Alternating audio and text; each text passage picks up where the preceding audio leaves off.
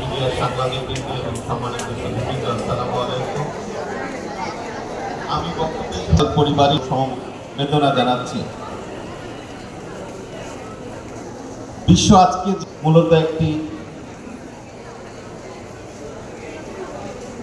Green house বৈশ্বিক উষ্ণতা বৃদ্ধির প্রতি যে সচেতনতা, সেই সচেতনতাটি তৈরি হয়েছে।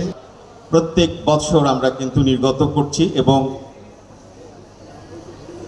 সবচেয়ে বড় যেটি ব্যবহার করতে না পারি তাহলে কিন্তু এই ভবিষ্যৎ পৃথিবী কিভাবে পরবর্তী প্রজন্মের কাছে আমরা একটি গ্রিনার বা একটি সেভার একটি ওয়ার্ল্ড আমরা রেখে যাচ্ছি।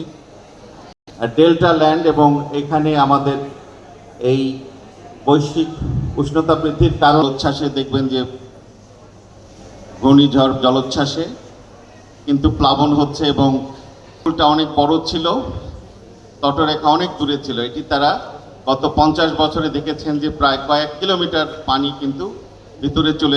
আজকে যারা এই সেমিনারে বিভিন্ন বিষয়ে আলোচনা করবেন এবং এখানে আরও বিষয়ভিত্তিক রাখবো। আর আপনারা জানেন যে সাম্প্রতিক সময়ে আজারবাইজানে যে কপ অনুষ্ঠিত, সেটির প্রতি কিন্তু জোর দেওয়া হয়েছে। আমার বিশ্বাস এই সেমিনার পরিশুদ্ধ, বিশুদ্ধ এবং একটি টেকসই পৃথিবী গড়তে। আমি পরিশেষে এই সেমিনার যারা আয়োজন করেছেন ইকো রিভলিউশন এবং আমাকে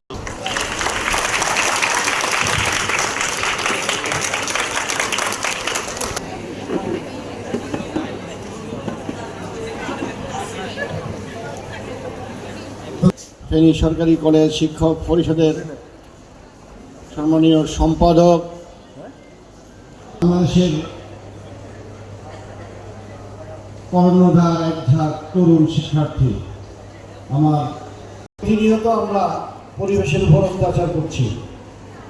যেমন আমরা নদীর পানি তার স্বাভাবিকতা হারাচ্ছে,